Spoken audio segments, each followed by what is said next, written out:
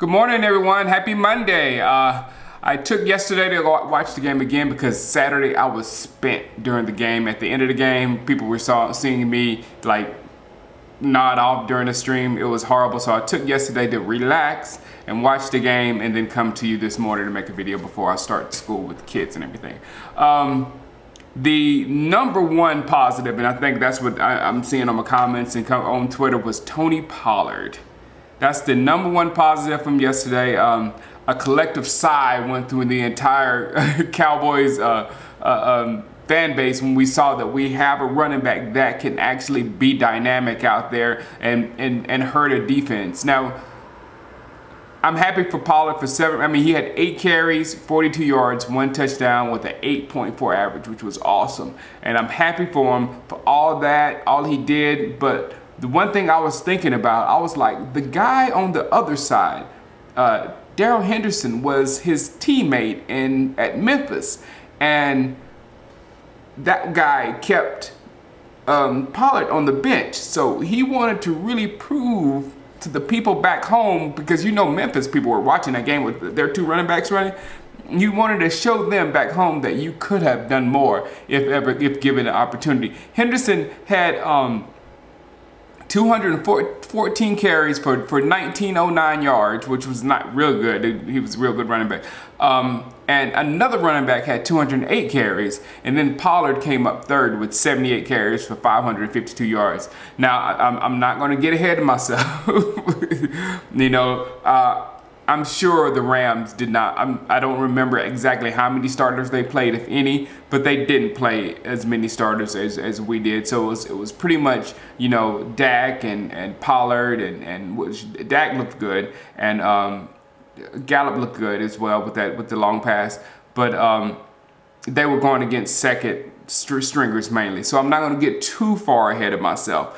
And also, since he definitely has shown the ability, because I was worried about that during training camp, because you know there's no really tackles. I wanted to know if he could be tough up the middle, and that last touchdown run was a gut punch up the middle. So I saw that he could be physical up the middle when needed to be. However, at the beginning of that drive, he missed a horrible block. So it looks like his pass blocking needs to get a lot better.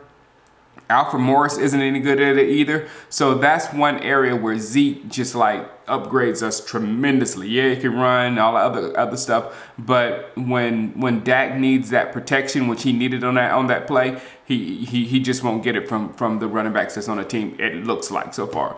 Maybe he gets better or whatever. Jerry Jones said, Zeke who? That means nothing because of what I said, but can you believe he said that?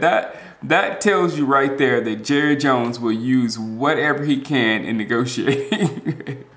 Yeah, he let that 40 million. Yeah, the 40 million request for Dak is still being like, I don't give him 40 million. I'm like, wow, that was just a leak. People, let it go. Rico had a great game. Wait a minute. He looked like he lost a lot of weight and height. Now his name is Marcus Lewis. He's the new number 80, and he looked so little in that number 80 uniform, because we're used to seeing 6'8", 680. 6'8", 280 on number 80. He's a big dude, 6'5", 220. So good for him. I hope he, you know, makes the team. I can't think of his name. Cody McElroy, I think his name is. The other tight end that we got from Houston. He had a great game too. All right. Everything else is bad. Maher missed the kick. Reggie Davis, he's gonna have to blow up the spot in week 3 to make the team. Reggie was a camp beast. If you look back at my videos, you hear me saying Reggie, or whatever. He was doing so many exciting things out there. But after Saturday, I don't know about his chances. I really don't. He's gonna have to really do it. And kind of the same thing for John Vea. Even though I think John Vea makes the practice squad, he's gonna have to really have a great game and show off his speed and skills to get a shot on this 53. I think the ship has sailed on both of those two. And Tavon also is like, job security. And then I'm just going to go to Mike White. I don't want to say too much about him because it would just be me dragging Mike White, but you saw as much as I did. It was not a good performance at all. I'm interested in seeing what the Cowboys are going to do and how they're going to move on with him. I'm not even sure he can play at this point, really. I don't. Cooper Rush came in, cleaned up the game as I predicted on the stream. I said Cooper Rush is going to come in against these third stringers and he's going to win the football game for us.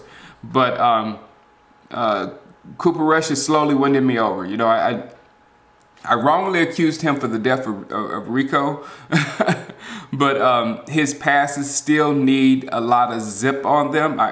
We were talking about it during the stream, a couple of those passes that I feel probably would have gotten at least knocked down, if not picked off, if they were thrown against first stringers. So I would like to see him versus first stringers. I really would. I don't want to see any more Dak Prescott. We know where we have it with Dak, and don't risk getting him hurt. Like we all winced when he got sacked like that. But I would love to see Cooper Rush against the first strings in 3 quarters of football next week. You know what I'm saying? When the thick week, the week most of the starters play, I would love to see Cooper Rush play and see how he does against a starting NFL defense.